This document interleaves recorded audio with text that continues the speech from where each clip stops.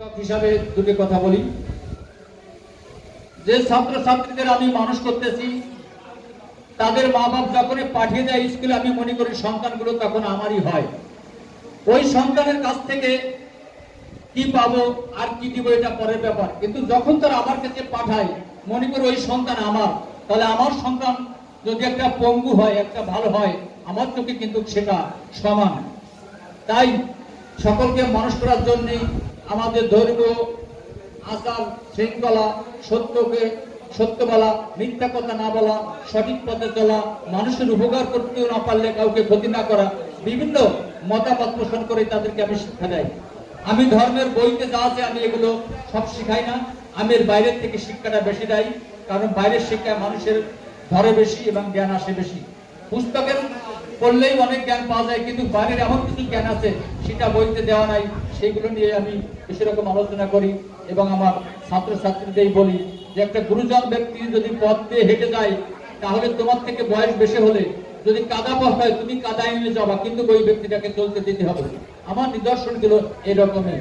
এবং যে কোনো কথা বলার সময় যদি একবার দুইবার ত্রুটি বিস্তুতি হয়, বলি যে বারবার করে তুমি সংশোধনে আসো। এই স্কুলগুলো আমি এইভাবে পড়ি। কিন্তু দুঃখের বিষয় যে গ্রামের লোক কখনোই নেতৃত্ব সংগঠন ভালো বোঝে না।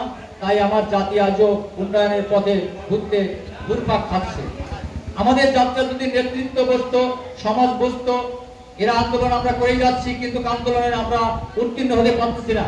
নেতৃত্ববিহীন জাতির সংগঠন হয় না, সংগঠনবিহীন জাতির উন্নয়ন হয় না। এটাই আমরা দুর্বলতার ভিতরে এখনো ঘুরপাক খাচ্ছি। তো যাক, আমরা এইভাবে আগাবো। আজ আমরা যখন পার্লামেন্টে যাব, আমাদের এখানে ক্যান্ডিডেট থাকবে হয়তো, আর এই ক্যান্ডিডেটকে আমরা বলবো গ্রামগঞ্জে ঘুরে ঘুরে আগায় যাবার। আমার দিলীপ দা আছে, অশোক কুণ্ডু আছে, তারা আমার থেকে অনেক আগের মধুয়া। হয়তো বয়সের আমরা 5-7 বছরের ডিফারেন্স, কিন্তু আগে অনেক আগের মধুয়া। আমি তাদের হাত ধরে আমি এই পথে আসছি। আমি তিনাদেরকে বলবো আপনারা আমাদের পথ নিদর্শন করবেন, আমরা পিছনেই আপনাদের সাথে ছুটবো। এভাবে আমরা ছোট ছোট শিশুদের একদিনকে বড় করে তুলবো, আর বড়র ভিতর দিয়ে আমাদের এই জাগরণ হবে। আজ রূপকুমার নেই, এই রূপকুমারকে বাঁচিয়ে রাখার জন্য লড়াইয়ের যত করণীয় ধর্ম আন্দোলন, কর্ম আন্দোলন, শিক্ষা আন্দোলন, একমাত্র রূপকুমারকে, রূপকুমার আমাদের এই পথে নামিয়েছিলেন। এবং রূপকুমারকে জীবিত রাখতে হলে, ধর্মকে টিকিয়ে রাখতে হলে আমরা সকলেই লড়বো। তাই যেভাবেই হোক আমাদের এই বাস্তবায়ন কমিটি যেন সকলের দাঁড়ে দাঁড়ে প্রান্তে গ্রামগঞ্জে ছুটে ছুটে আমরা মানুষকে মানুষ করতে পারি, এই সকলের সুস্বাস্থ্য কামনা করে আমি আমার সংক্ষিপ্ত বক্তব্য এখানে শেষ করলাম। ধন্যবাদ।